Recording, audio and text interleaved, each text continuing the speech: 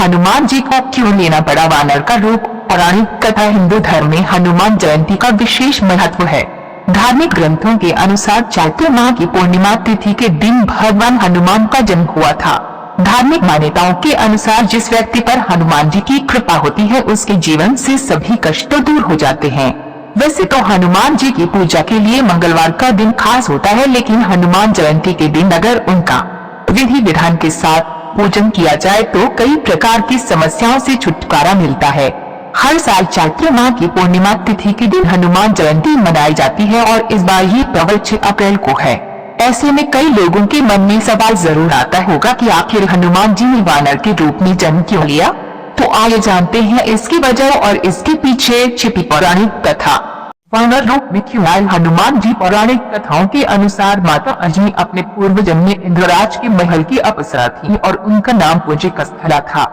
रूप में आकर्षक और स्वभाव से काफी चंचल थी और अपनी इसी चंचलता के कारण उन्होंने एक बार एक ऋषि के साथ अभद्र व्यवहार किया था। ऋषि ने क्रोधित होकर उन्हें श्राप दिया कि तुम अगले जन्म में वानरी का रूप लोगी। श्राप सुनकर अप्सरा दुखी हुई और ऋषि से क्षमा मांगने लगी। ऋषि ने उन्हें क्षमा करते हुए कहा कि तुम्हारा वानर रूप परम तेजस्वी होगा और तुम एक यशस्वी पुत्र को जन्म दोगी। तपस्या में लीन ऋषि से श्राप मिलने के पश्चात एक दिन पुंजिकस्थला से इंद्रदेव ने मनचाहा वरदान मांगने के लिए कहा।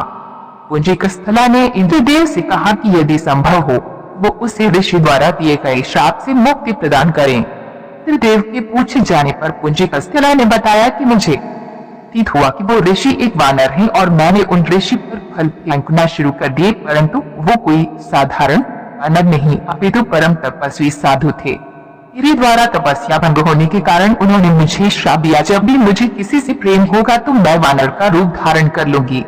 ऐसा रूप होने बाद भी उस व्यक्ति का प्रेम मेरे प्रति कम नहीं होगा। इंद्रदेव ने पूरा वृत्तांत सुनने के बाद कहा कि तुम्हें धरती पर जाकर निवास न होगा, तुम्हें एक राजकुमार से प्रेम होगा जो तुम्हारा पति बनेगा।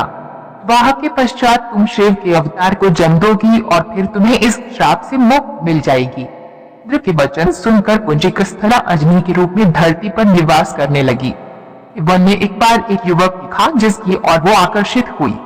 ऐसे ही युवक ने अंजनी को देखा। अंजनी का चेहरा वानर का हो गया। अंजनी ने युवक से अपना चेहरा छुपाया। युवक के पास आया तो अंजनी ने कहा मैं बहुत बदसूरत हूँ, परंतु जब अंजनी ने उस युवक की ओर देखा तो वो भी वानर रूप में ही था। युवक ने बताया कि मैं वानराज केसरी हूँ और जब चाहे तब मनुष्य रूप धारण कर सकता हूँ। दोनों को एक दूसरे से प्रेम हुआ और वे विवाह के बंधन में बंध गए।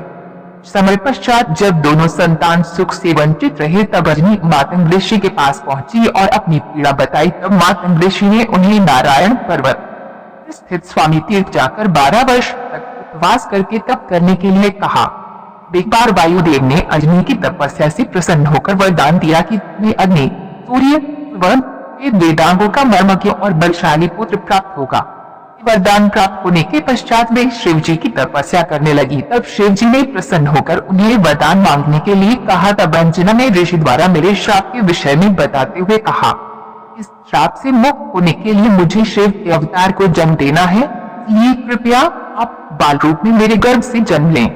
शिव जी ने अंजनी को आशीर्वाद दिया और अंजना के गर्भ से बजरंग बली के रूप में शिव जी ने जन्म लिया। अपने पुत्र होने के कारण हनुमान जी को आंजनेय भी कहा जाता है।